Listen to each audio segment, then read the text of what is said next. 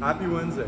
So today's workout, we have some gymnastics work, kind of like we've been doing the previous week, and then a workout at the end. For the gymnastics skill portion here, guys, we're working on that core and specifically the lower body this week.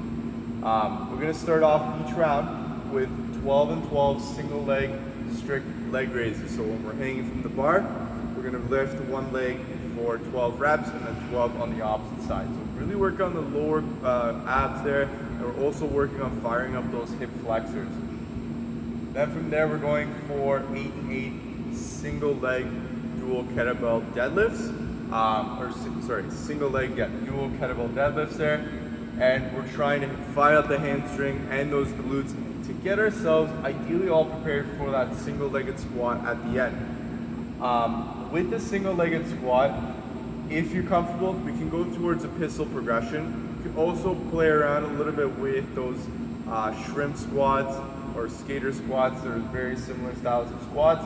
But really the intent of today is being able to work on that hip and knee stability. So trying to keep all that nice and engaged, keeping it a nice straight line as we're doing that squat on that single-legged side. So we're really trying to work on the unilateral strength today, getting comfortable, and with the coordination of the movement.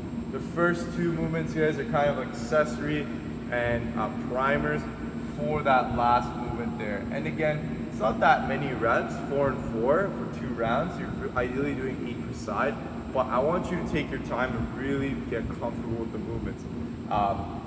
If you have pistols, I challenge you to try and maybe pause at the bottom of your pistols.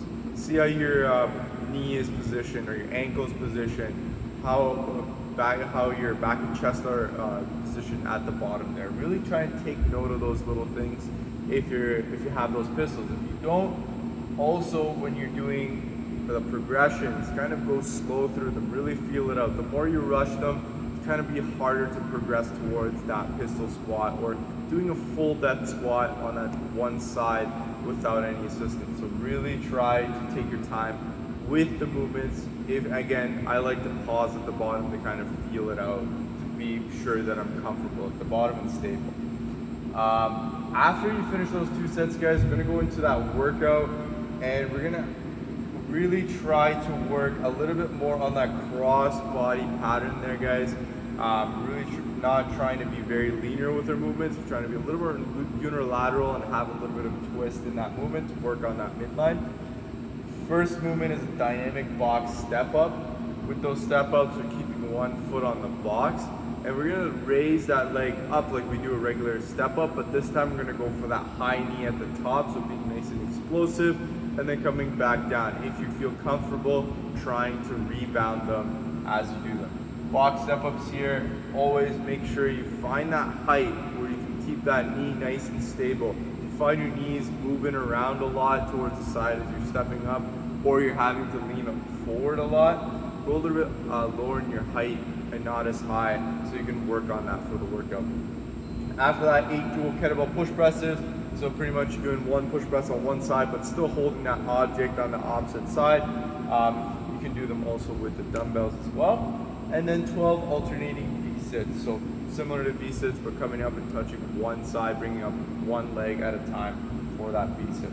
For today's workout, again, it's more of a coordination skills style workout here. So I would go at a pace where you're finishing around 90 seconds, or a little bit close to that 2-minute mark.